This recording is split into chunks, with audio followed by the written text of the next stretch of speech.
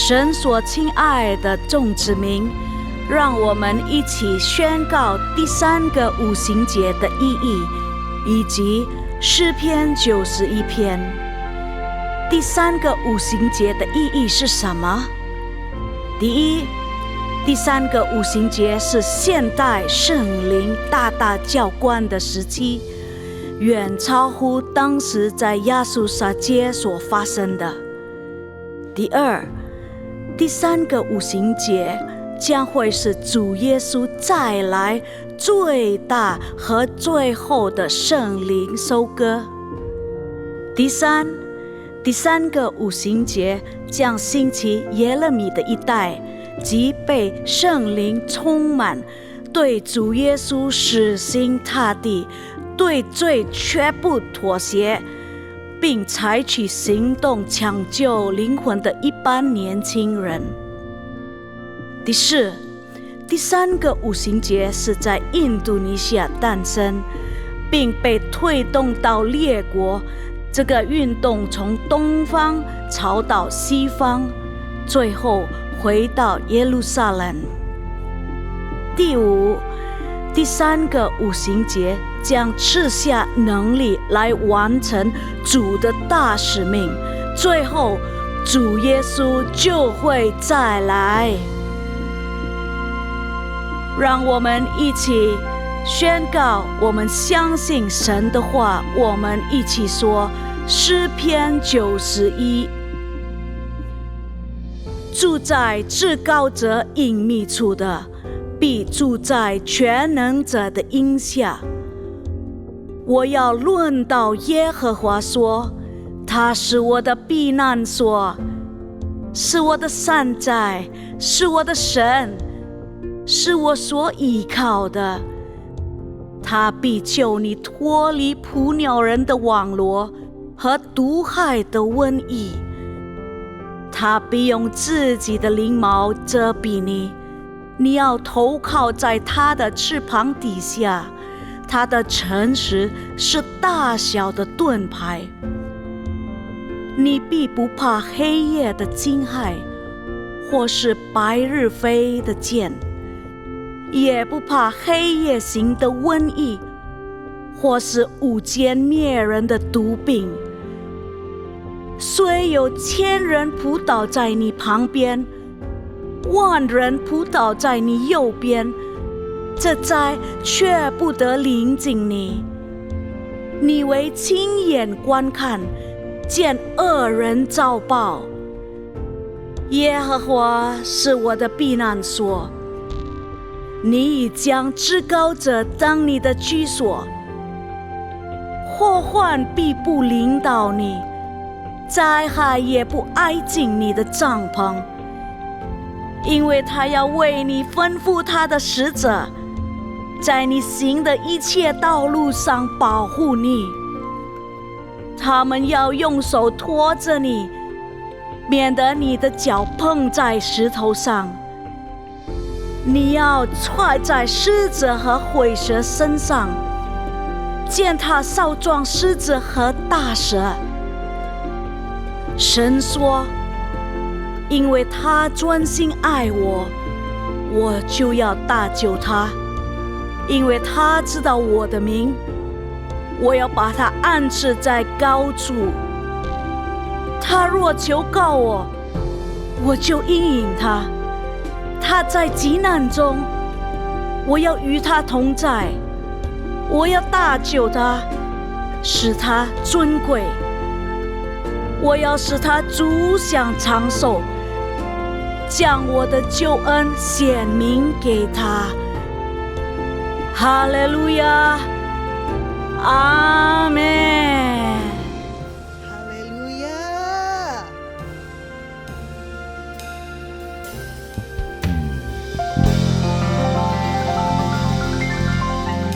各位平安，平安，阿姨叔叔平安，姐姐哥哥平安，妹妹弟弟平安。哦，很少哦。所以要带更多的妹妹弟弟过来，好不好？让这个地方全部都是我们华语堂的弟兄姊妹，阿们。请各位一起站起来，站起来一下，看一下你旁边的，看一下你后面的，看一下，没有问题的，给他们最美的微笑，给他最漂亮的微笑，叔叔就是这样。所以你知道，这个就是你的家，你的属灵的家。Amin. Ayo kasih senyum sekanan kiri depan belakang yang paling manis. Bilang Yesus爱你，耶稣爱你。我们才刚刚就是庆祝了耶稣的受难节，耶稣的复活节。等一下我们就会庆祝耶稣就是升天节。所以这段日子是叫五旬节atau Paskah， 所以我们要纪念耶稣对我们的牺牲，让我们的心可以真正的感恩，真正的把最好的献给他。来，给我们的主耶稣热烈的掌声。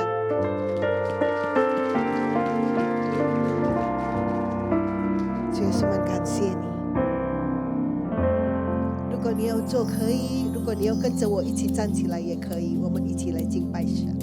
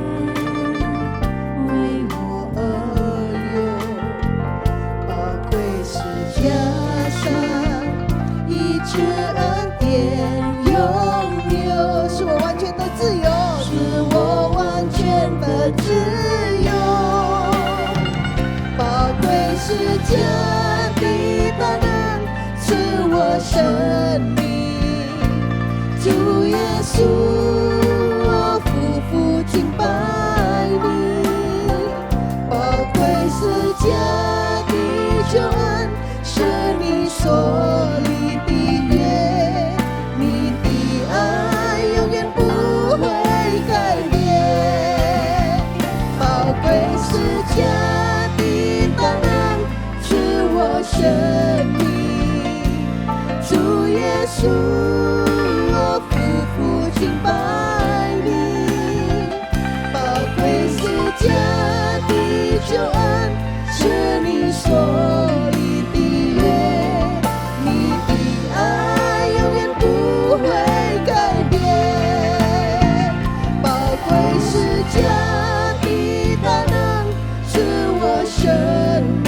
主耶稣，我夫妇敬拜你，我夫妇敬拜你，宝贵十架的救恩是你所立的约，你的爱永远不会改变，你的爱永远不会改变，你的爱不改变。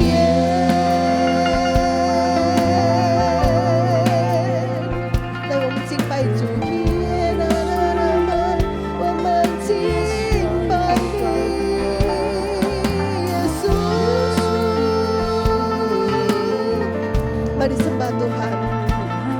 Katakan sama Tuhan, terima kasih untuk pengorbananmu, terima kasih untuk kebangkitanmu, terima kasih untuk karya Roh Kudus yang luar biasa. Terima kasih Tuhan untuk semua yang Kau buat dalam hidup kami. 主啊，我们感谢你，我们赞美你，我们荣耀你，我们高举你，我们尊崇你，我们尊荣你。你是我们的主，我们的神，我们感谢你天父，我们感谢你耶稣，感谢神灵，感谢你主，感谢你的宝贵使，我们感谢你，我们赞美你，terima kasih，感谢你的宝血，感谢你的牺牲，感谢你的一切，感谢你耶稣，我们感谢你，我们敬拜你，我们荣耀你，我们赞美你，你是我们的一切，你是我们的一切，你是我们的主，救我们脱离死亡权势的神，哈利路亚！来，我们敬拜，我们敬拜，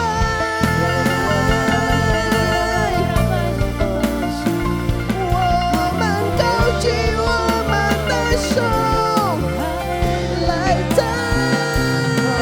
美你，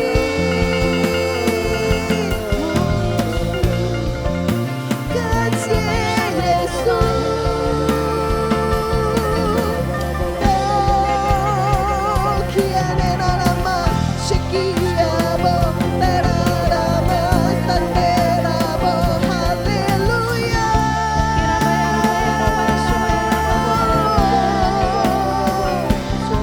Let every breath praise the Lord. Let every breath praise the Lord. 我们感谢你，我们敬拜你，耶稣。哈利路亚，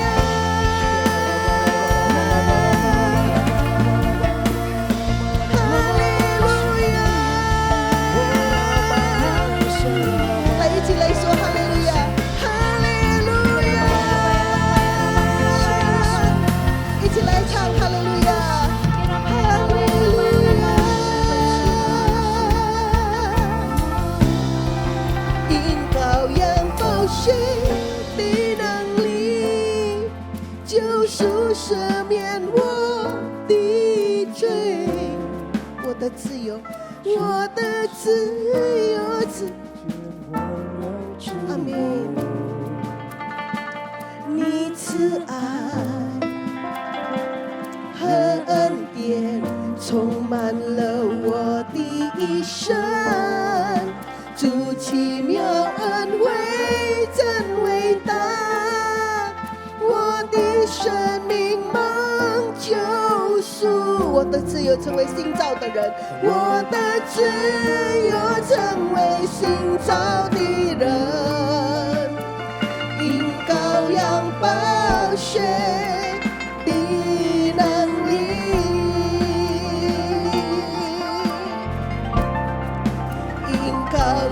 宝血的能力，救赎赦免我的罪。主的圣洁，主的圣洁，如今环绕着我。你慈爱和恩典，和恩典充满了我的一生。主奇妙恩惠真伟大，我的生命蒙救赎，我的自由成为新造的人。因羔羊宝血的能力，羔羊宝血的能力，因羔羊宝血的能力，救赎赦免我的罪。主的圣洁，主的圣洁，如今环绕着我。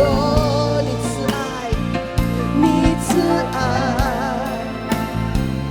和恩典充满了我的一生。主奇妙恩惠真伟大，我的生命蒙救赎，我的自由成为新造的人。因羔羊宝血的能力，说我的自由，我的自由成为新造的人。因羔羊宝血的能力，说我的自由，我的自由成为新造的人。因羔羊宝血的能力。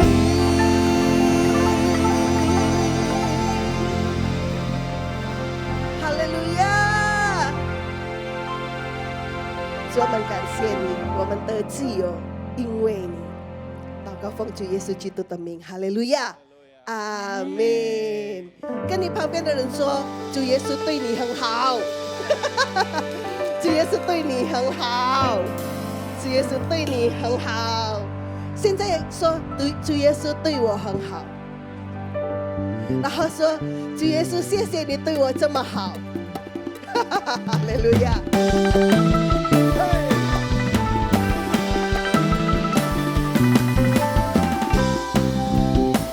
一起来拍手。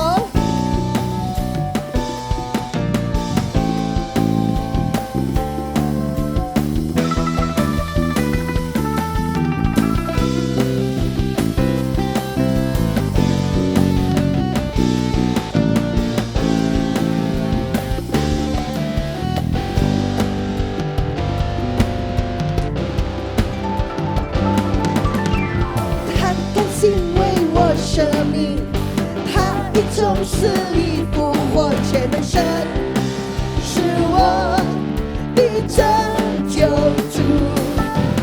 死亡权势被打垮，我的生命被恢复，他是神，是我的神。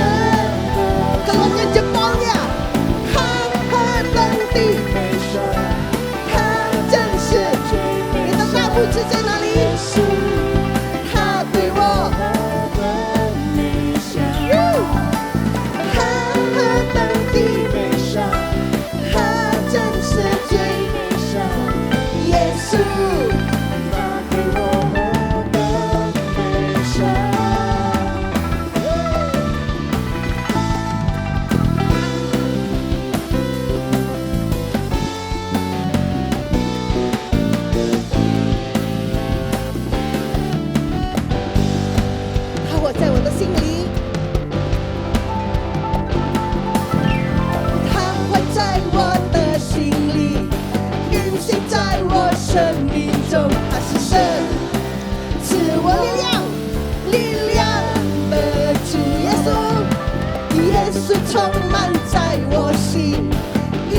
无比的大爱，他是神，是我的神，是我的神的主。他真是最美善，耶稣他对我。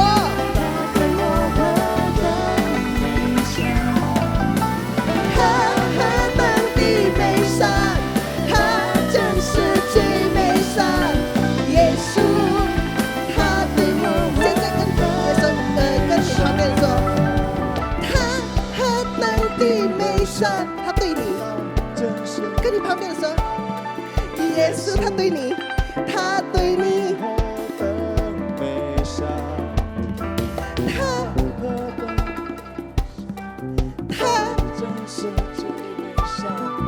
跟你旁边的说，他对你，他何等的美善，跟你旁边的说，耶稣他对你。耶稣他对你们，他对你，他何等的美善，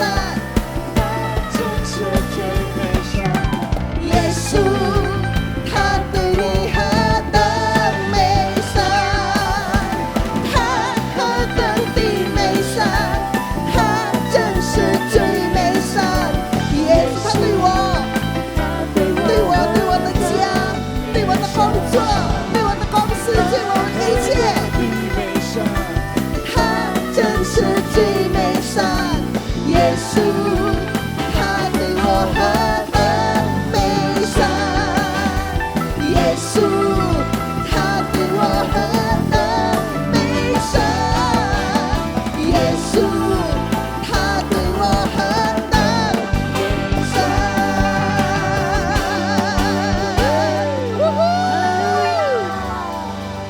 感觉到耶稣对你很好的可以举手，yang merasakan Tuhan baik angkat tangan, kasih tepuk tangan luar biasa untuk Tuhan. Kita bersyukur karena Tuhan kita hidup, 我们的主是活着，阿们，哈利路亚！一起来跳舞，也sama-sama kita nari untuk Tuhan。Yang bisa tangan kaki kanan kaki kirinya。我知他依旧是我kaki kanan kaki kiri 宝血，你洗净我罪，我相信，一起说 ，Yes， 我相信。羞辱他为我挪开，痛苦因得着释放，我相信，说 Yes，Yes， 我相信，我高举旌旗。我高举旌旗，是因为我主因得着胜利，我救主活着，我救主活着，我救主活着，我救主活着。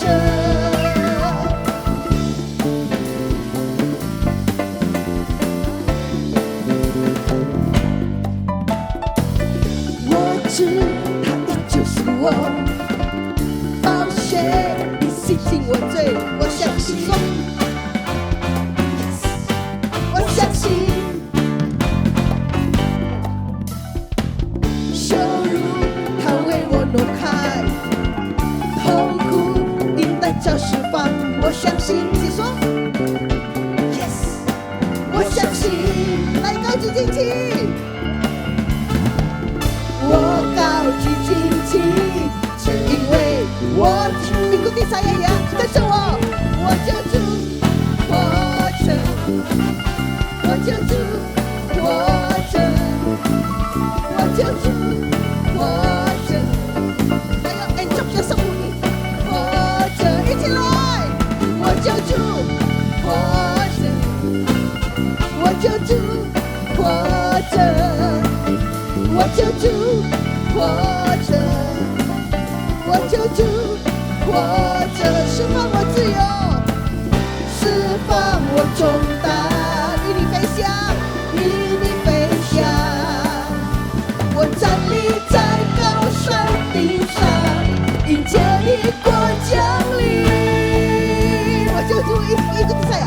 求主，ini dijamin encok semua sakit pinggang sembuh. Haleluya dalam nama Yesus. 我救主，活着，我救主，我救主，活着，我救主，活着，我救主，活着，我救主，活着，讲什么？我救主，活着，我救主，活着，我救主，活着。我救主活着，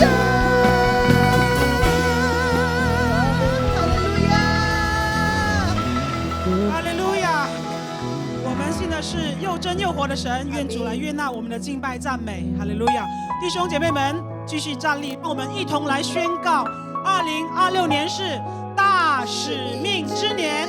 2026年是大使命之年。2026年是大使命之年。哈利路亚！我们一起来举起我们祷告的手，一起来祷告。哈利路亚！感谢主给我们祷告的权柄，我们要为万国万民祷告，更要为印度尼西亚这个国家来祷告。主啊，感谢你怜悯这地，医治这地。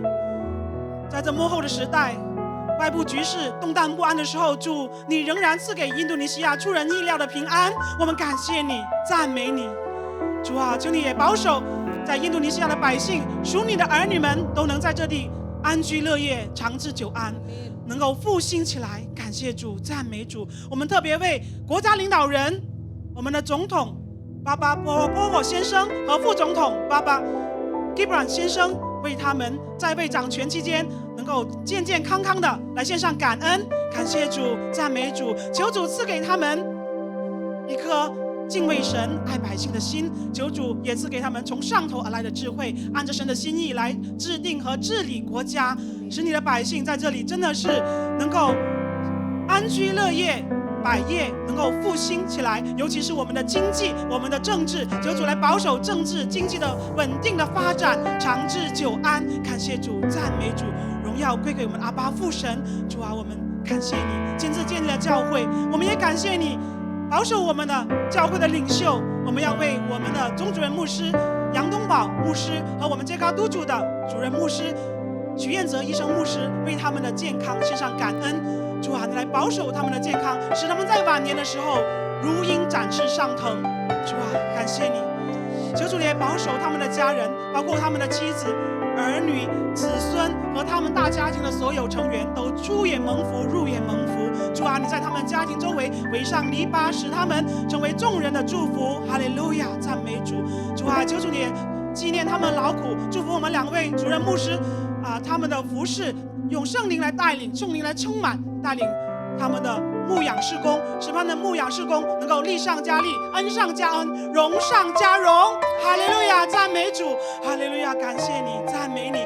主啊，我们也要为我们年轻的一代、耶利米一代在教会的兴起向你呼求。主啊，我们需要你，年轻的一代更需要你。求主你的圣灵来感动他们，使他们从小就能认识你，敬畏你，从小就爱主耶稣，顺服圣灵，远离罪恶。主啊，你来亲自的陶造他们的生命，使他们成为合神使用的器皿。因为我们要把主你托付给我们的大使命要完成。主啊，靠着圣灵的能力，求你来使用年轻的一代，也使我们的教会无论是年轻的、年迈的，同心合意的传扬你的福音，直到地极。哈利路亚，我们感谢你，赞美你，荣耀归给我们的阿爸父神。感谢主，听我们的祷告，我们同心合意祷告，是奉靠主耶稣基督圣洁的名。我们相信的一起说阿们。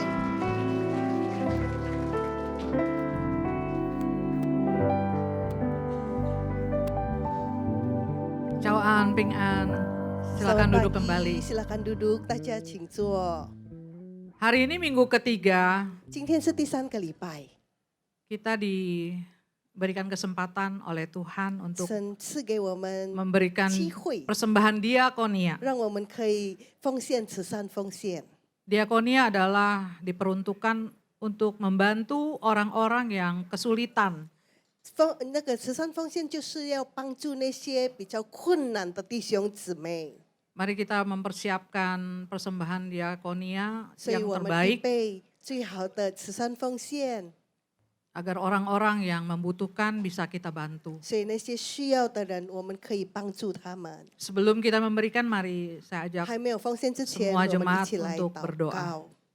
Bapa, di dalam nama Tuhan Yesus 天父， Kristus, 奉主耶稣基督的名， terima kasih untuk berkat-berkat yang 为 sudah 了 Kau 你一 berikan 切的祝福，我们 pada 感 setiap 谢 kami. 你， Terima kasih untuk berkat keluarga yang 感 baik, 谢你给我们好的家庭、 pekerjaan usaha yang 好的 baik, 工作、好的事业、 keluarga yang rukun-rukun.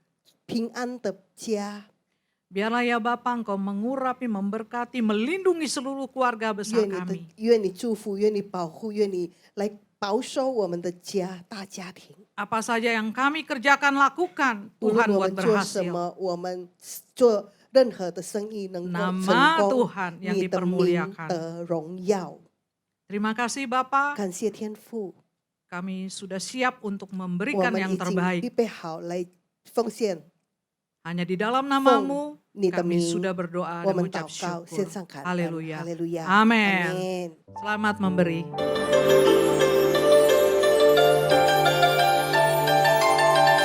Shalom, berikut kami sampaikan beberapa pengumuman. Ibadah Raya Hari Minggu 26 April 2026, pukul 9 waktu Indonesia Barat, dilayani oleh Pendeta Robertus Purwadi SSPD. Untuk kul gabungan dan servis diadakan pada hari Kamis 23 April 2026, pukul 19 waktu Indonesia Barat. Kul tersebut diadakan melalui aplikasi Zoom. Untuk info link, ID, serta password Zoom, dapat menghubungi WhatsApp 0812 1286902. Di balik senyumanmu tersimpan rasa lelah dan stres yang tak pernah engkau ceritakan. Pikiranmu yang penuh, hatimu yang rapuh, namun engkau tetap terlihat kuat di depan semua orang. Janganlah engkau membiarkan dirimu diliputi rasa lelah, rapuh, dan stres sehingga membuat mentalmu terganggu. Sadarilah bahwa dirimu tidak sendirian. Selalu ingat akan kasih Tuhan yang selalu menjaga roh, jiwa, dan tubuhmu agar terlihat sempurna. Bersama-sama kita saling menguatkan dan belajar agar mental kita selalu bersandar pada kasih Tuhan Yesus. Di ibadah WOI pada hari Kamis 23 April 2026 pukul 10 pagi yang akan dilayani oleh Pastor Ilyana Widodo dengan tema Women and Mental Illness. Bertempat di ruang Sapphire and Pearl Integrity Convention Center lantai 9.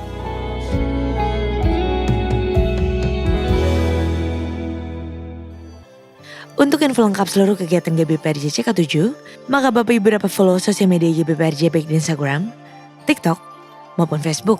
Sekian pengumuman pada hari ini. Terima kasih atas perhatian Bapak Ibu sekalian. Tuhan Yesus memberkati. 来，我们预备我们的心来聆听神的话。Mari kita siapkan hati kita untuk dengar firman Tuhan.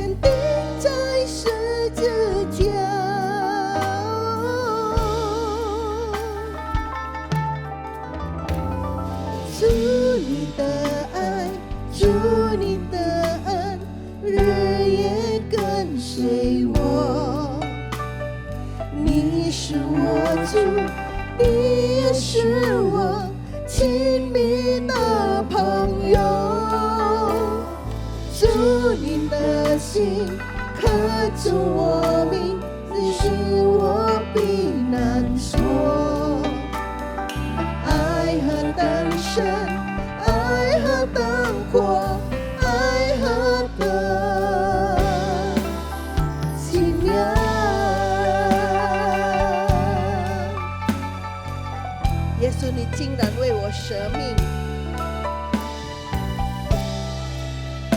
因为你真心爱我。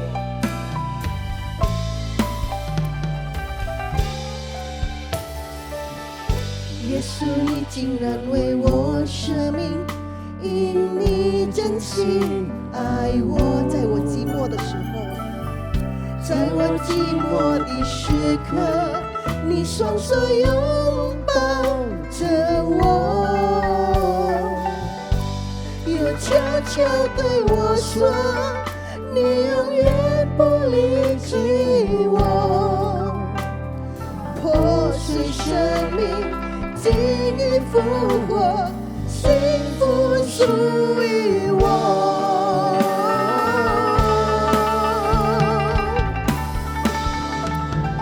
主你的爱，主你的恩，日夜跟随我。你是我主，你也是我亲密的朋友。主你的心刻着我名，你是我的避难所。爱何等深，爱何等广，爱何等奇妙。Kita nyanyikan bagian yang kedua ya. Kita katakan, Yesus你竟然为我舍命，因你真心爱我。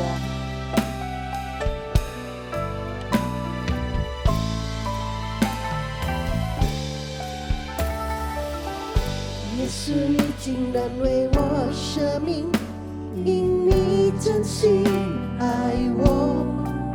在我寂寞的时候，在我寂寞的时刻，你双手拥抱着我，又悄悄对我说，你永远不离弃我。破碎生命，基于复活，幸福属于我。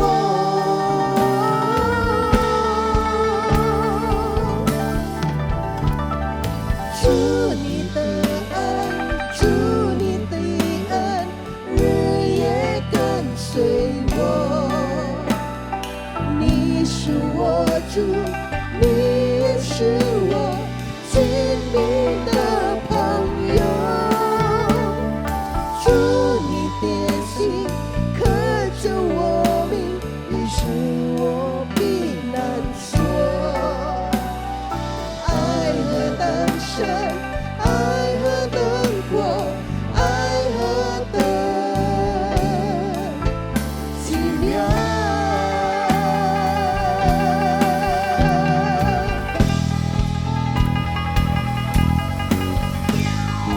主你的爱，主你的恩，日夜跟随我。你是我主，你是我主，你也是我亲密的朋友。主你的心刻着我名，你是我避难所。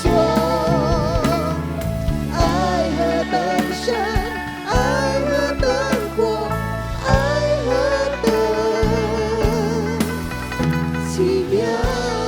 Angkat kedua tanganmu yang katakan,主你的爱，主你的爱，主你的恩，日夜跟随。Yes， 你是我主，亲密的朋友。主你的心，你是我。Yes， 爱何等深，爱何等。Sekali lagi yuk kita katakan, 奇妙。Angkat tanganmu, katakan, 主你的爱，主你的爱，主你的爱，日夜跟随我。你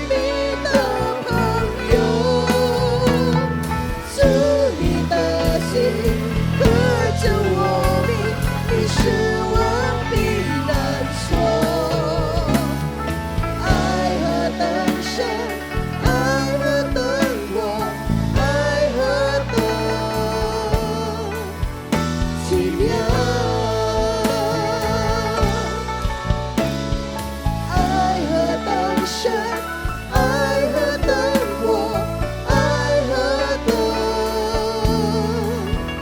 奇妙，爱何等深，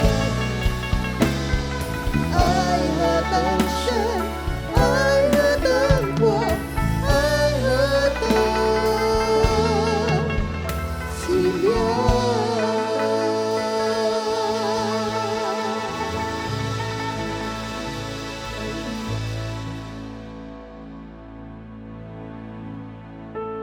Bapak Ibu Saudara, mari kita berdoa. 好，让我们一起低头祷告。 Tuhan Allah Bapa yang bertata di dalam kerajaan surga, 在天上宝座的天父， tetapi Tuhan juga yang kami yakini selalu hadir dalam hidup kami. 我们相信你也是在我们的生命中、生活中同在， Tuhan yang selalu ada di tiap pengalaman hidup yang kami jalani. 在我们人生的经历中，你都常与我们同行。 Saat kami mengalami pergumulan dan hidup terasa berat, 当我们在挣扎中觉得生活如此艰巨， Engkau menemani kami. 但是你与我们同在。 Sekalipun kami kerap kali tidak terlalu memahaminya. 虽然有时候我们不明白， Ketika kami ada dalam sukacita dan kegembiraan, 无论我们是在快乐幸福中， Tuhan ada bersama-sama dengan kami. 你也是与我们同在的。 Sekalipun kami kerap kali lupa untuk bersyukur kepadamu. 虽然有时候我们忘记向你感恩， Saat ini kami datang kepadamu ya Tuhan. 现在我们来到你面前的主， Kami mencoba mengerti dan memahami kehendak-Mu dalam hidup kami. 我们要愿意明白你在我们生命中的旨意。 Namun dalam segala keterbatasan kami, 但是因为我们的有限， kami kerap kali gagal untuk memahaminya dengan baik. 有时候我们不能够好好的明白你的旨意， Oleh karena itu kami memohon di dalam doa kami. 所以我们现在向你祈求， Biarlah Roh Kudus menolong dan memimpin kami. 愿圣灵引导我们。 Saat kami membaca, mendengar, dan merenungkan firman, 当我们阅读思想你的话语时， Tuhan juga menolong hamba-hamba-Mu 你也求你也施恩你的两位仆人， yang saat ini Engkau percaya untuk menyampaikan firman Tuhan 当他们在传讲你的信息， dengan bahasa yang sederhana dan jelas untuk dimengerti. 让他们用简单的话语使大家都能够明白。 Biarlah Tuhan menyapa setiap kami. 愿主你照顾我们每一位， Dan biarlah firman-Mu mengubahkan kehidupan kami. 也愿你的道能够改变我们的生命， Kehidupan yang semakin memahami kehendak Tuhan. 使我们越来越明白你的旨意， Dan melakukannya dalam keseharian yang kami jalani. 而且每天都把它活出来。 Inilah doa kami Bapa. 这是我们的祷告啊，父， Berfirmanlah dan berkata-katalah. 求你对我们说话吧。 Setiap kami yang ada di tempat ini sedia untuk mendengarkan dengan baik. 我们在这里每一位都已经预备好要好好的聆听。 Di dalam nama-Mu Tuhan Yesus Kristus Sang Firman yang hidup kami berdoa. 奉主耶稣基督那生命之道，我们这样祈求。 Amin. 阿门。 Silakan duduk Bapak Ibu Saudara. 愿姐妹请坐。 Bapak Ibu, hari ini kita masih ada dalam masa Paskah dan saya mengajak kita membaca Yohanes pasal 20. 亲爱的弟兄姐妹，现在我们仍然是在复活节之后那段日子，我邀请各位来读一段圣经。 Yohanes pasal 20 ayat 24 sampai dengan ayat 31. 我们要看的是约翰福音第20章第24到31节。 Saya akan membaca dari Alkitab Terjemahan Baru edisi kedua. 牧师将会用印尼文的第2版本来读。 Demikian firman Tuhan. Yesus menampakkan diri kepada Thomas. Thomas, salah seorang dari ke-12 murid itu, yang disebut Didimus, tidak ada bersama mereka ketika Yesus datang. Jadi kata murid-murid yang lain itu kepadanya, "Kami telah melihat Tuhan." Namun Thomas berkata kepada mereka, "Sebelum aku melihat bekas paku pada tangannya, dan sebelum aku menaruh jariku ke dalam bekas paku itu, serta menaruh tanganku ke lambungnya sekali-kali, aku tidak akan percaya. 8 hari kemudian, murid-murid Yesus berada kembali dalam rumah itu dan Thomas bersama mereka. Sementara pintu-pintu terkunci, Yesus datang dan berdiri di tengah-tengah mereka dan berkata, "Damai sejahtera bagi kamu." Kemudian ia berkata kepada Thomas, "Taruhlah jarimu di sini dan lihatlah tanganku. Ulurkanlah tanganmu dan taruhlah ke lambungku. Jangan engkau tidak percaya lagi, melainkan percayalah." Thomas menjawab dia, "Ya Tuhanku dan Allahku." Kata Yesus kepadanya, "Karena engkau telah melihat aku, engkau percaya. Berbahagialah mereka yang tidak melihat namun percaya." Memang masih banyak tanda mukjizat lain yang dibuat Yesus di depan mata murid-muridnya yang tidak tercatat dalam kitab ini. Tetapi hal-hal ini telah dicatat supaya kamu percaya bahwa Yesuslah Mesias, Anak Allah, dan supaya karena percaya kamu memperoleh hidup dalam namanya.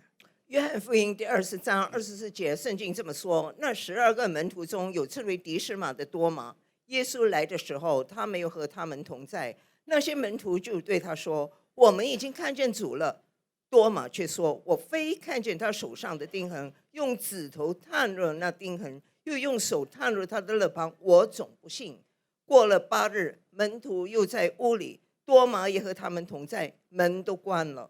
耶稣来站在当中说：“愿你们平安。”就对多马说：“伸过你的指头来摸我的手，伸出你的手来探入我的肋旁，不要疑惑，总要信。”多马说：“我的主，我的神。”耶稣对他说：“你因看见了我才信，那没有看见就信的就有福了。”耶稣在门徒面前另外行了许多神迹，没有记在这书上，但记这些事，要叫你们信耶稣是基督，是神的儿子，并且叫你们信了他，就可以因他的名得生命。读经到此为止。 Yang berbahagia adalah setiap kita yang mau membaca firman Tuhan dan melakukannya. 那些听了上帝的道而且行出来的人有福了。 Bapak Ibu Saudara yang dikasihi oleh Tuhan Yesus Kristus, 所以爱的弟兄姐妹， banyak orang memberikan penilaian yang tidak sepenuhnya tepat tentang Thomas. 有很多人对多马的评估其实不是完全的正确。 Banyak orang beranggapan bahwa Thomas adalah murid Yesus yang tidak beriman. 很多人认为多马是一个没有信心的一个门徒。 Thomas tidak ada dalam peristiwa penampakan Yesus kepada murid-muridnya. 当主耶稣显现的时候，那个多马不在门徒当中。 Thomas kerap kali dianggap sebagai murid Tuhan yang penuh dengan keraguan-raguan. 很多人认为多马是一个常常很多疑惑的一个门徒。 Thomas dianggap sebagai murid Tuhan yang tidak percaya kalau Yesus itu bangkit. 而且他是不相信主耶稣已经复活的。 Padahal tidak sepenuhnya demikian. 其实这不是一个完全正确的理解。 Thomas adalah pribadi yang mencoba menjadi orang yang percaya penuh dalam hidupnya. 就是他想试图成为一个完全相信主的一个门徒。 Itu sebabnya Thomas membutuhkan untuk dirinya diyakinkan. 所以他觉得他应该要去寻找那个真理。 Ada ungkapan yang mengatakan saya tidak percaya demi untuk percaya penuh. 很多有一句话这么说：我不相信，就是为了能够完全的确信。 Dan itulah kurang lebih yang mau dilakukan oleh Thomas. 这就是多马他要去做的。 Thomas bukanlah pribadi yang salah. 其实他没有错， Dia adalah seorang murid Tuhan yang sangat serius dengan keputusan pengikutannya. 他在选择跟随主的时候是认真做出这个抉择。 Thomas tidak pernah main-main dengan keputusannya. 他而且也不是在那里轻忽他的选择。 Dia mengikut Tuhan bukan karena dia ikut-ikutan. 他不是跟随人这样盲目的去跟随主耶稣， Tapi dia ingin menjadi pengikut Tuhan yang sungguh-sungguh. 但是他想真正成为一个基督的门徒 Dan bagi Thomas salib adalah sesuatu yang telah diketahui sebetulnya. 啊。其实他知道关于十字架 Sesuatu yang akan terjadi. 就是一定会发生的事 Bapak Ibu ingat setelah kematian Lazarus. 啊。大家会记得吗？拉撒勒去世之后， Ketika Yesus diberitahu bahwa Lazarus sakit. 当主耶稣被告知拉撒路死了，那个病， Yesus mengusulkan untuk pergi ke Yudea. 但是主耶稣反而说要去犹大。 Dan apa reaksi Thomas saat itu? 那时候多马的反应是什么呢？ Thomas dalam Yohanes 11 ayat 16 mengatakan, mari kita pergi juga untuk mati bersama dengan dia. 如果我们看约翰福音第11章16节是这么说的，多马又称为迪斯马，就对那同做门徒的说：“我们也去和他同死吧。 Sementara murid-murid yang lain mungkin ketakutan, ngapain Yesus balik ke sana? 其他的门徒可能已经很害怕了，主耶稣到那边干什么呢？ Tapi Thomas tidak kekurangan keberanian. 但是多马就反而非常有勇气， Dan Thomas adalah pribadi yang sangat mengasihi Yesus. 而且他是非常爱主耶稣的一个门徒。 Itu sebabnya dia rela kalau toh dia harus mati bersama-sama dengan Yesus. 所以当他知道他要跟主耶稣同死，他也是有这个勇气。 Saking kasihnya kepada Yesus. 他是如此的深爱主耶稣 Begitu melekatnya Yesus dengan dirinya. 他是这样紧贴着那个主耶稣。 Sehingga dia kaget ketika apa yang dipikirkan itu betul-betul terjadi. 所以当发生的事，他就想不到的事发生的时候，他就感到有点奇 Dia 怪， tidak bisa memahami kenapa Yesus mati. 他不明白为什么主耶稣要死。 Thomas adalah orang yang patah hati dengan kematian Yesus. 主耶稣去世让他非常的灰心， Dia begitu patah hati. 他是这样的绝望了， Sehingga Thomas memilih menyendiri. 所以他就想独自在一个地方， Thomas tidak mau berkumpul dengan murid-murid yang lain. 他不想跟其他的门徒聚集在一起， Thomas juga tidak bersedia bertemu dengan orang lain. 他也不想去见其他人。 Itu sebabnya ketika Yesus menemui murid-muridnya, 所以当主耶稣向其他的门徒显现的时候， Thomas tidak ada di sana. 多马就不在那里。 Dan berita tentang Yesus yang bangkit terlalu indah buat Thomas. 而且讲到主耶稣复活的事，他觉得真的太难去相信了， Itu sebabnya dia ingin meyakinkan dirinya. 所以他想办法去让自己能够有一个确信。 Sebelum aku melihat bekas paku pada tangannya, 他说：“如果我非看见了手上的钉痕， dan sebelum aku menari jariku dalam bekas paku itu, 用指头探入那钉痕， serta menaruh tanganku ke lambungnya, sekali-kali aku tidak akan percaya. 又用手探入他的肋旁，我总不信。 Thomas serius. 他是非常认真的。 Hingga akhirnya seminggu lewat setelah Yesus menjumpai murid-muridnya, 之后一个星期之后呢， Yesus kembali menemui mereka. 主耶稣再一次向他们显现， Dan kali ini Thomas ada di sana. 这一次多马在他们中间。 Saat itulah Thomas berkesempatan untuk dapat membuktikan keyakinannya. 所以那时候就是一个好的机遇，让他来证明所听见的一切。 Dan Yesus berkata secara khusus buat Thomas, 而且主耶稣亲自对他说 taruhlah jarimu di sini,：“ 他说伸过你的指头来， dan lihatlah tanganku. 而且来看或者摸我的手 Ulurkanlah tanganmu dan taruhlah ke lambungku. 伸出你的手来探入我的肋旁。 Jangan engkau tidak percaya lagi, melainkan percayalah. 你不要疑惑，你总要信。” Saat itulah Thomas mendapatkan buktinya sendiri. 那时候他就亲自验证了 Dia menemukan apa yang ia syaratkan.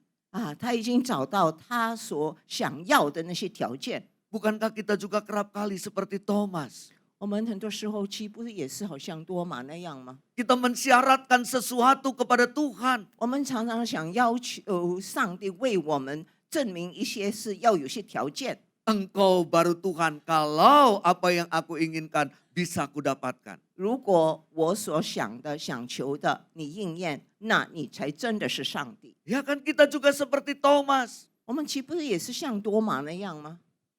Saat itulah kemudian hatinya meluap dengan kasih. 然后那时候他的心中涌出那种爱， Hatinya meluap dengan pujian. 然后就充满感恩的心。 Thomas kemudian mengatakan, ya Tuhanku dan Allahku. 然后多马就说：“我的主，我的神。” Saat itulah keyakinannya yang sungguh dia nyatakan. 那时候他真正的确信了， Dan Thomas tidak main-main dengan pengakuannya. 而且他在这里不是儿戏这样宣告他的信仰， Thomas menjadi murid Kristus yang sungguh-sungguh. 他成为一个真正耶稣的门徒。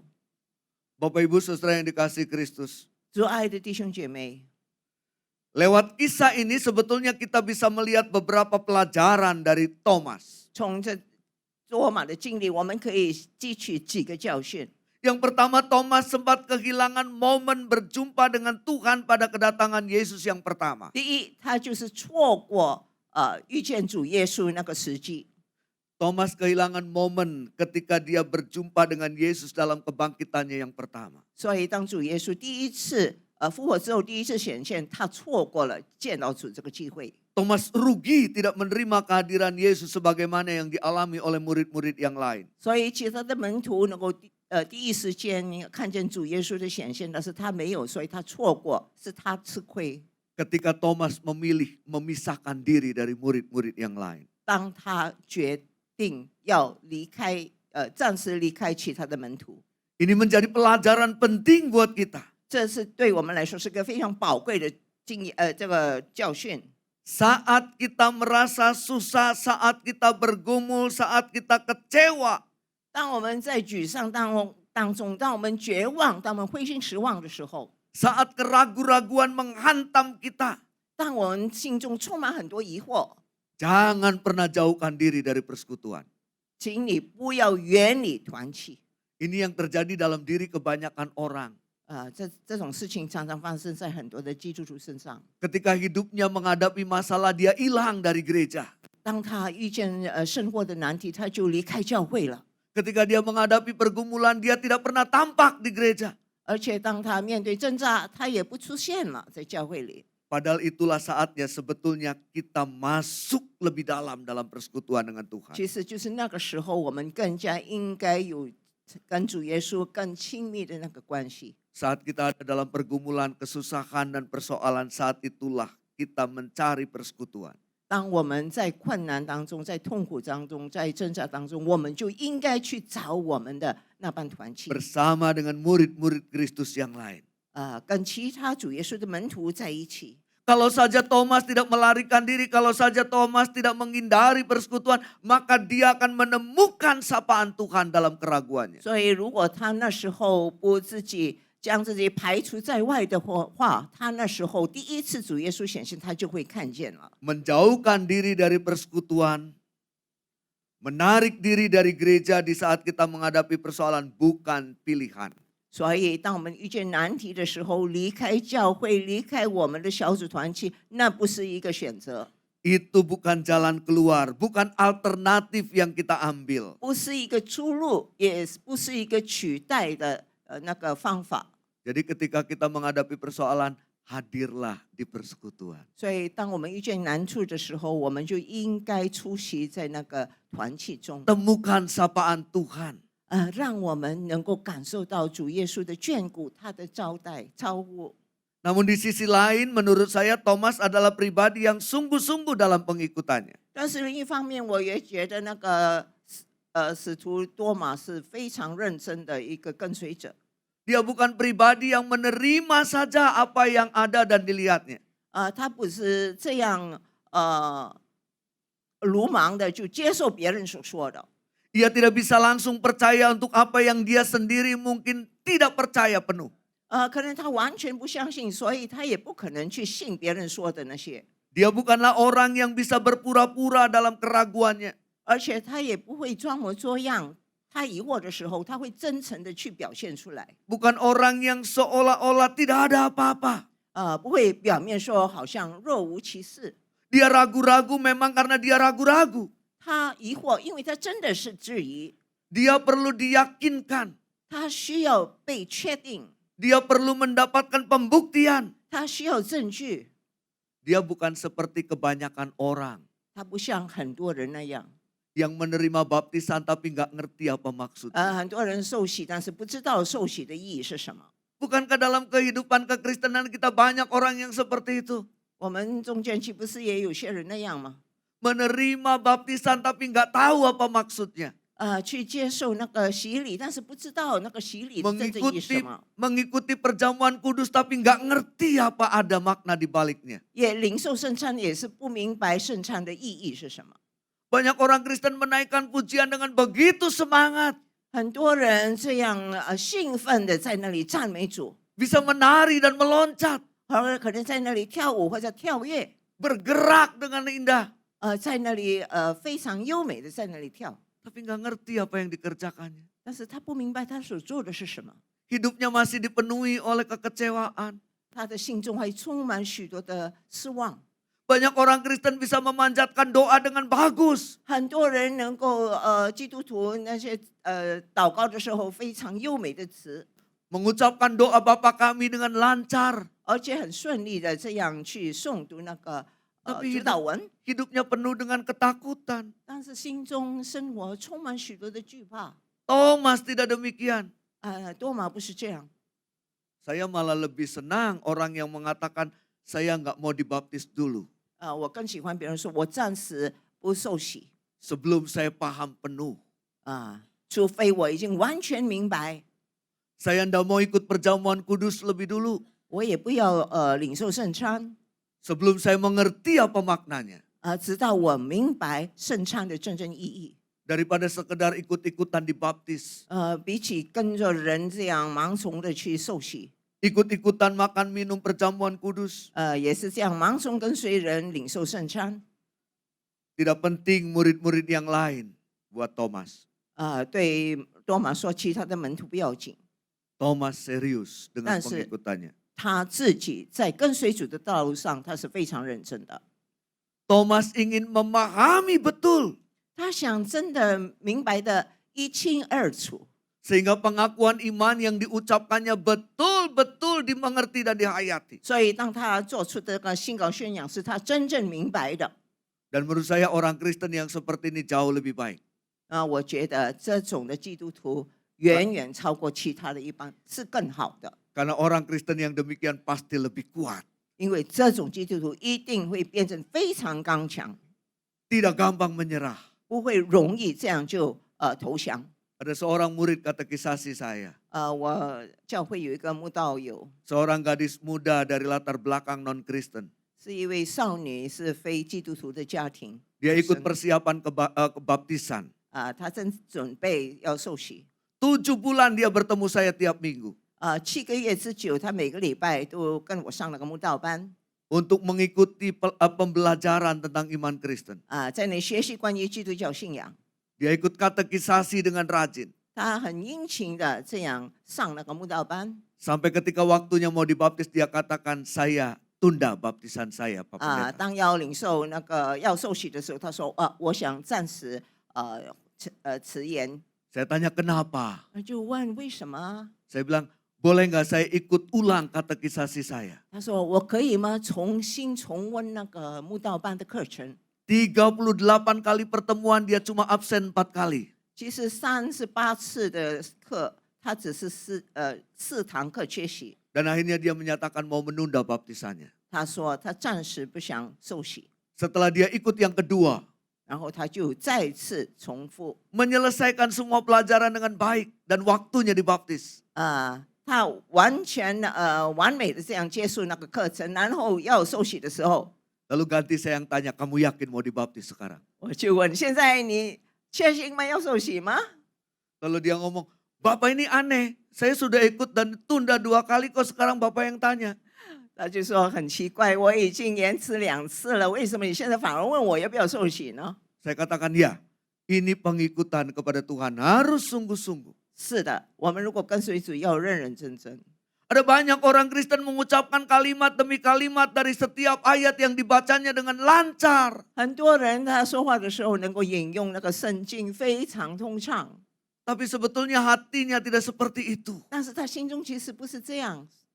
Ada banyak orang Kristen yang tampak aktif melayani. 也很多人基督徒积极的那个参与侍奉， Tapi dalam pelayanan gampang sekali tersinggung. 但是在服侍的时候很容易就被冒犯了。 Tersinggung sama rekan sepelayanannya lalu kemudian menghilang. 他因为受到同工，他觉得被冒犯，然后就消失了。 Tersinggung dengan salah satu pengurus lalu kemudian tidak mau melayani lagi. 可能跟其他的那个智慧有什么不合的地方，然后就消失，无影无踪。 Ada orang Kristen yang cari parkir untuk ke gereja susah, kemudian besok-besok pindah gereja. 有些基督徒因为要找那个停车位很难，然后下一次就不来教会了。 Ada orang Kristen yang masuk ruangan tidak disambut dengan ramah lalu kemudian ngapain ke gereja sini. 有些可能刚刚来的没有受到欢迎呀，没有好好的去款待他，他就说下一次我不要来了。 Thomas menunjukkan kesungguhan itu. 但是多马他展现出他的认真， Begitu dia mengatakan ya Tuhanku dan Allahku. 当他说我的主，我的神， Dia mendedikasikan dirinya dengan sungguh. 然后他就真的完全的将自己奉献给主。 Dan Thomas katanya orang yang disuruh melakukan pekabaran Injil paling jauh. 而且传说他是被差遣到最远的地方传福音， Dia sampai ke India. 他直到那个印度， Makanya di sana ada Martoma. 所以在那里有一个教堂是用他的名马多马。 Thomas memang sempat menolak ketika diutus ke India. 不错，出差遣他的时候他拒绝， Tapi ada legenda yang tidak dicatat dalam Alkitab. 但是圣经以外有一个传说是这么说的， Yang menjelaskan bagaimana Thomas kemudian dipaksa oleh Yesus untuk menjadi budak di salah satu tuan yang ada di India. 就是主耶稣强迫他要成为在印度一个商人，成为那地的那个奴仆， Dan Thomas bekerja dengan baik sehingga banyak orang kemudian menjadi percaya. 而且他在那里竭尽所能去做，所以很多人就相信主了。 Ia ragu-ragu tetapi dia ingin mendapatkan keyakinan penuh. 虽然他疑惑，但是他想要得到正确的那个信心。 Dia tidak percaya demi untuk percaya penuh. 他不是为了相信而去信。 Dan saat itulah Yesus menambahkan nasihatnya bagi Thomas yang sudah yakin penuh itu. 所以主耶稣就向他显现，让他能够真的确信。 Karena engkau telah melihat aku, engkau percaya, berbahagialah mereka yang tidak melihat namun percaya. 您看见了我才信，那没有看见就信的有福了。 Itu artinya saudara dalam hidup beriman ada saatnya kita perlu diyakinkan untuk mendapatkan kepastian. 那就是说，在我们人生道路中，有时候我们需要有时刻，我们需要得到那个确信的证据。 Tapi ada saatnya kita diminta untuk beriman tanpa harus lebih dulu dibuktikan. 但是很多时候，就是我们没有看见，我们也相信的。 Bukankah itu cara kerja Tuhan dalam hidup kita? 这不是主在我们生命中所做的工作吗？ Karena jika tidak demikian maka kita tidak perlu berdoa. 如果这样子的话，那我们就不必祷告了。 Kita tidak merasa perlu berdoa. 那么我们觉得没有需要去祷告。 Ada saatnya kita mempercayai dengan sungguh tanpa harus lebih dulu dibuktikan. 很多时候我们不需要证据，我们就可以非常相信。 Karena jika tidak demikian kita tidak punya hidup yang berpengharapan. 如果不是这样的话，我们的生命就没有盼望了。 Ada saatnya kita percaya sepenuhnya 有时候也有那个时机，就是我们完全相信， kepada penyertaan dan kehadiran Tuhan dalam hidup kita. 完全相信主在我们生命中的同在与伴随。 Karena jika tidak demikian kita akan kehilangan ketenangan dalam hidup kita. 因为如果不这么做，我们就会失去生命中的那种 Tuhan itu tidak pernah berubah buat kita. 其实主耶稣没有变， Kita yang berubah memandang cara dia bekerja buat kita. 是我们自己有所改变，改变我们对他的看法和他的工作的方式。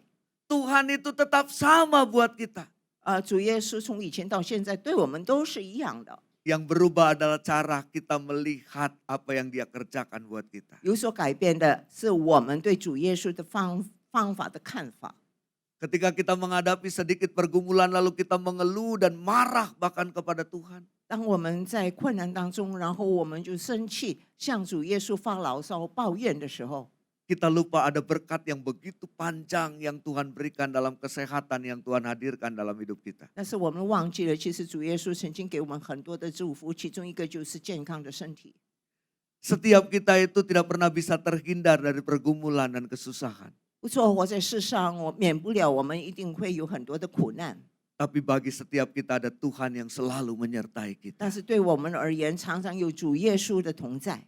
Ya. Ketika usia kita bertambah, maka semua kesusahan tampak datang kepada kita. 所以当我们年长，越来越年长，就觉得好像很 Lalu 多 kita- 事情就是一波未平，一波又起。 Dulu kita bisa berlari dan meloncat. 以前我们可以跑步，又可以跳 Sekarang kita jalan pelan-pelan dan harus pakai tongkat. 啊，现在我们要慢慢的走，可能有时候也要用拐杖。 Tapi Tuhan menyertai kita. 但是主耶稣与我们同在啊！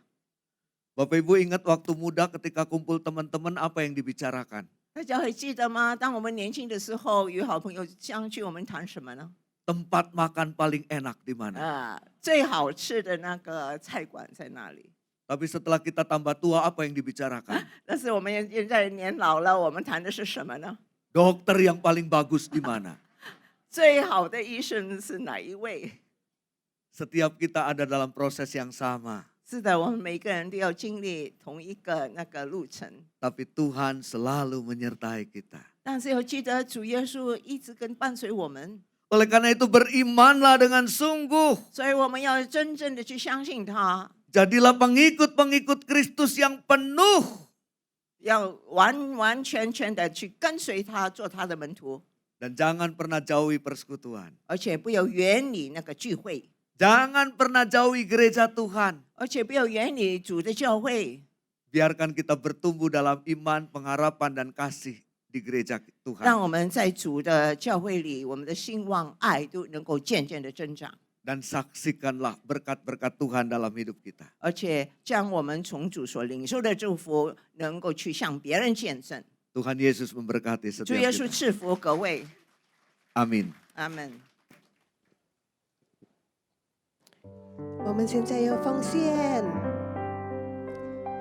如果你需要奉献袋，可以举起你的手，然后跟你旁边的同工来帮助你。Yang membutuhkan amplop di depan需要，yang sebelah situ ada 需要tuh. Hayo na, yang perlu. 谢谢牧师，谢谢你的祝福。让我们不要远离聚会。不要远离我们的团契，不要远离我们的小组，让我们可以更爱主。而且我们要认真，我们所说、我们所唱、我们所宣告的，要跟我们的心、我们的思想一致的。OK， Amin， 哈利路亚。已经预备好，我们一起站起来。Yang udah siap untuk memberikan persembahan, mari saya undang bangkit berdiri. 我们一起来祷告 kita sama-sama berdoa 天父感谢你的祝福感谢你教导我们要真正的相信你不是跟随跟从别人但是真正的明白你的真理真正的知道我们跟随你是什么意思我们感谢你谢谢你的祝福现在我们要奉献主啊，我们感谢你。我们知道你所赐给我们的一切是最好的，而且我们相信你会祝福我们的工作、我们的事业、我们的家庭、我们的生意、我们的学业，因为我们知道你爱我们。我们感谢你，这是奉献的时刻。我们祷告奉主耶稣基督的圣名求，哈利路亚，阿门。大家请坐。等一下，如果你已经放在奉献袋，可以放在就是后面的就是奉献箱。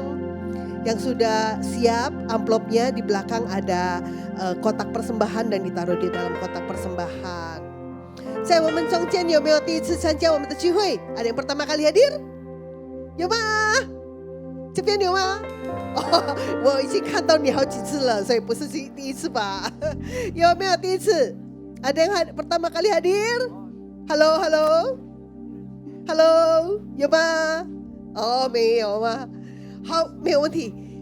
你看你旁边如果还是空的椅子，kalau sebelahnya masih kursi kosong, mulai doain 你的家人、你的亲戚、你的好朋友。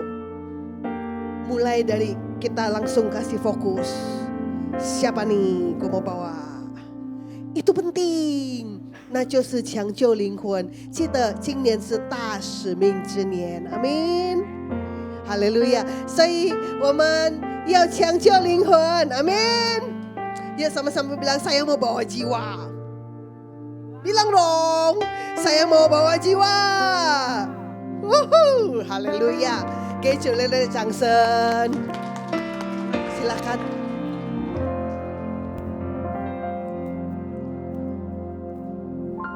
Kami atas nama Gembala CK7 mengucapkan banyak terima kasih kepada Pastor Emmanuel Kristo dan Ibu Jenny sebagai penerjemah sudah memberkati setiap kami di tempat ini. Sebentar kita ada menara doa bagi jemaat yang ingin ikut bermenara, mohon mendaftar di meja sekretariat belakang. Kita sama-sama terus berdoa di menara untuk jiwa-jiwa kerabat kita, sahabat-sahabat kita yang belum kenal Tuhan Yesus. Dengan terus berseru-seru pada Tuhan. Keselamatan ada pada seluruh keluarga besar kita. Mari jemaat Tuhan, kita bangkit berdiri, kita berdoa untuk hamba-hambanya yang sudah memberkati kita pada hari ini. Bapa, di dalam nama Tuhan Yesus Kristus, kami mengucap syukur dan terima kasih Tuhan untuk hamba-Mu, Pastor Emmanuel Kristo Tuhan yang sudah memberikan kepada setiap kami Tuhan pengertian tentang pengenalan akan Tuhan lebih lagi Tuhan. Terima kasih Engkau berkati keluarganya, pelayanannya Tuhan. Anak-anak, istrinya Tuhan ada di dalam tangan penyertaan perlindungan Tuhan. Kami percaya setiap berkat-berkat sharing firman Tuhan di dalam kehidupan hamba-Mu ini banyak jiwa dimenangkan bagi Tuhan dan kenal siapa Tuhan secara pribadi. Terima kasih Bapak. Kami juga berdoa untuk Ibu Jenny, penerjemah.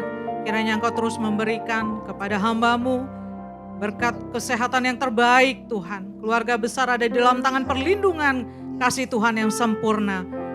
Sungguh Tuhan terjemahannya memberkati setiap jemaat yang bisa berbahasa Mandarin di tempat ini. Bapak terima kasih untuk hari ini. Mari jemaat Tuhan kita angkat tangan kita, hati kita kepada Tuhan. Pulanglah dan terimalah berkat terbaik daripada Allah Bapa. Kasih karunia anaknya yang tunggal Tuhan Yesus Kristus.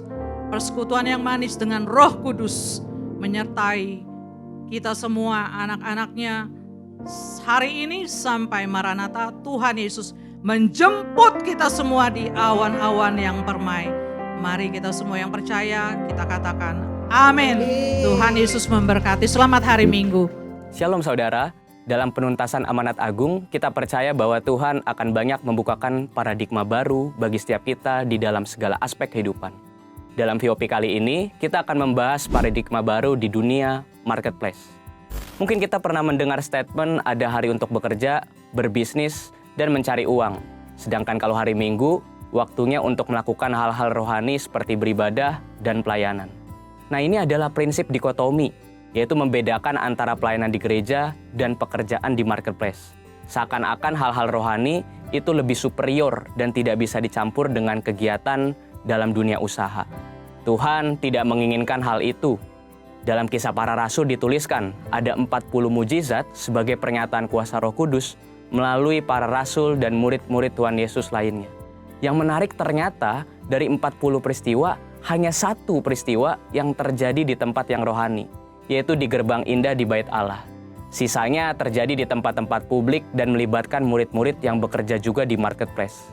Ini menunjukkan bahwa Tuhan ingin menyatakan kehadirannya di dunia marketplace, di antara para pelaku bisnis, karyawan, pedagang, juga di antara profesi-profesi lainnya.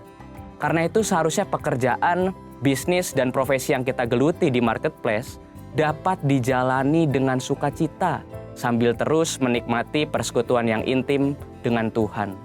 Jadi pekerjaan bukanlah sesuatu hal yang terpaksa harus dilakukan supaya kita hidup. Sebaliknya, pekerjaan adalah ladang pelayanan untuk setiap kita berkarya dalam kasih pada Tuhan dan sesama. Sebab Tuhan lebih dahulu memberkati dan mengasihi kita. Biasanya setiap kita melakukan pekerjaan atau berbisnis adalah untuk memenuhi kebutuhan kita. Namun, oleh karena kehadiran kita sudah dipenuhi Roh Kudus, dunia usaha seperti kantor-kantor, pabrik, pasar, dan tempat lainnya pun dapat dipenuhi oleh hadirat Tuhan. Selain itu, orang percaya dengan pertolongan Roh Kudus akan menghasilkan karya-karya yang hebat di marketplace untuk kemuliaan Tuhan. Sebagaimana kehadiran Tuhan membawa berbagai berkat dan kemuliaannya di gereja, hadiratnya di dunia bisnis pun dapat membawa nilai-nilai kerajaan Allah, kuasa mujizat, bahkan keselamatan bagi orang-orang yang ada di sana. Sebagai contoh, mari kita bahas bagaimana penerapan paradigma yang baru dalam dunia bisnis. Poin pertama, kita perlu mengundang hadirat Tuhan di tempat pekerjaan kita dengan berdoa, memuji, dan menyembah Tuhan. Jika memungkinkan bersama-sama dengan sesama anak Tuhan di tempat pekerjaan kita. Poin kedua, dengan menerapkan paradigma Allah dalam dunia bisnis. Mari kita lihat beberapa contoh paradigma Allah dibandingkan dengan paradigma dunia dalam memandang beberapa aspek bisnis berikut ini. 1. Tujuan bisnis.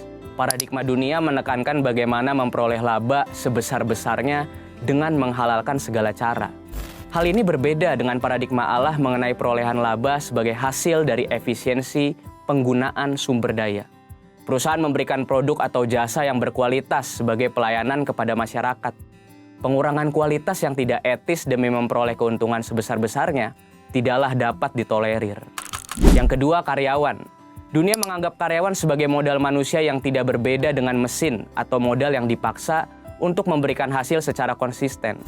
Dalam paradigma Allah, karyawan dianggap sebagai partner bisnis yang dapat diberikan kesempatan untuk memiliki sebagian bisnis. Misalnya melalui program kepemilikan saham untuk karyawan. Yang ketiga, pajak. Dunia tidak asing dengan cara-cara penghematan pajak sekalipun melanggar ketentuan perpajakan atau menyembunyikan fakta yang sesungguhnya.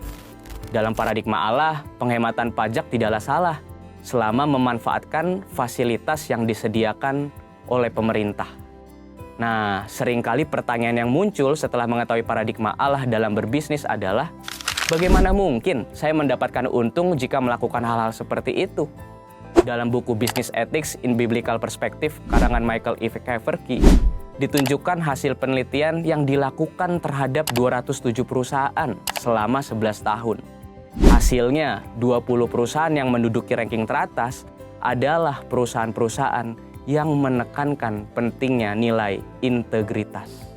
Sebagai kesimpulan, di era Pentakosta ketiga ini, di mana Roh Kudus dicurahkan kepada semua orang, maka setiap kita yang berusaha dan bekerja di marketplace perlu meminta pengurapan Roh Kudus dalam pekerjaan kita dan menerapkan paradigma Allah.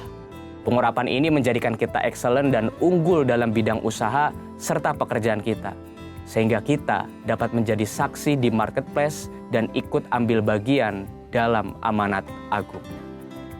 Saudara, untuk penjelasan lebih lengkapnya dari tim teologi kami, silakan buka link yang ada di atas atau scan QR Code yang tersedia.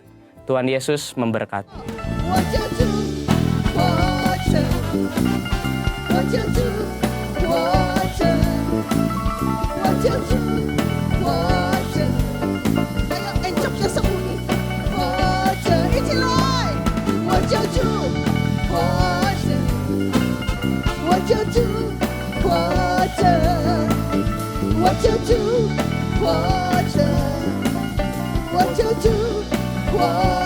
释放我自由，释放我重担，与你飞翔，与你飞翔，我在